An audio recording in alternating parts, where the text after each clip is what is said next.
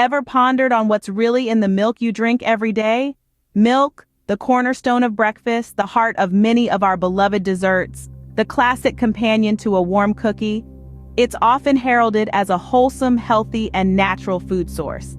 But today, we're going to scratch beneath the surface and ask some tough questions.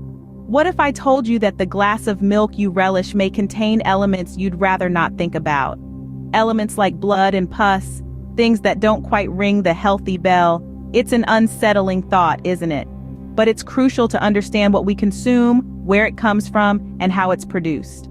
As we embark on this exploration, we'll challenge the common perceptions of milk and dare to question the status quo. So, brace yourself as we delve into the lesser-known aspects of milk production. The journey of milk from cow to carton is longer and more complex than you might imagine. It all starts on a farm, where cows are milked either manually or mechanically. Now you might envision a picturesque scene of a farmer affectionately milking a cow in a serene green pasture. However, the reality can be quite different. Many modern dairy farms use sophisticated machinery to milk cows. These machines are designed to be efficient, ensuring that every drop of milk is collected. But this process isn't always flawless. Sometimes the milking process can cause tiny blood vessels in the cow's udder to rupture, introducing trace amounts of blood into the milk. The health status of the cow also plays a significant role in the quality of milk. Just like humans, cows can fall ill, and when they do, their bodies produce pus as part of the healing process. If a cow has an infection in its udder, known as mastitis, pus can end up in the milk.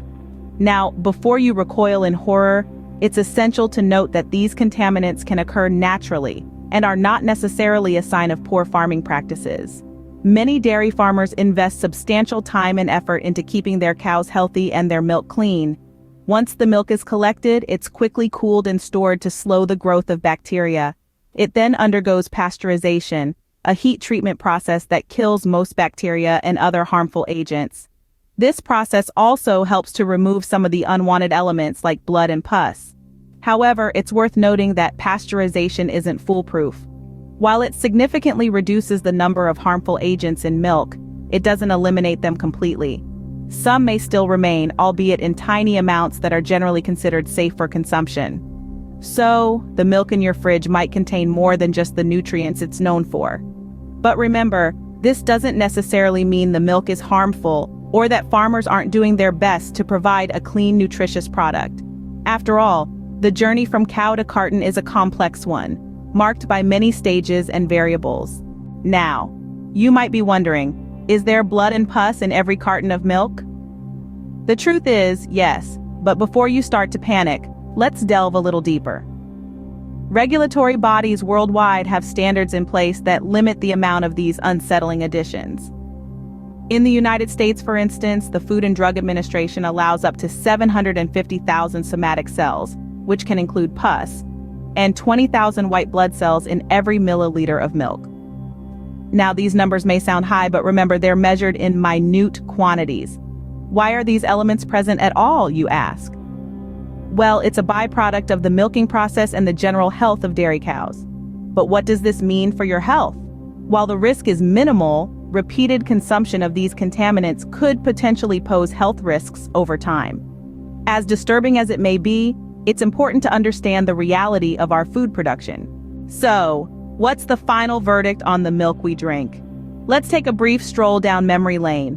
We've journeyed from the cow to the carton, exploring the intricate process of milk production.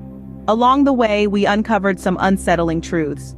Yes, there's a possibility that trace amounts of blood and pus can make their way into our milk. But wait, before you swear off dairy forever, let's remember the stringent regulations in place. These measures are designed to significantly limit these undesired contaminants. It's critical to emphasize that these realities don't necessarily spell doom for your breakfast cereal. Rather, they underscore the importance of being an informed consumer.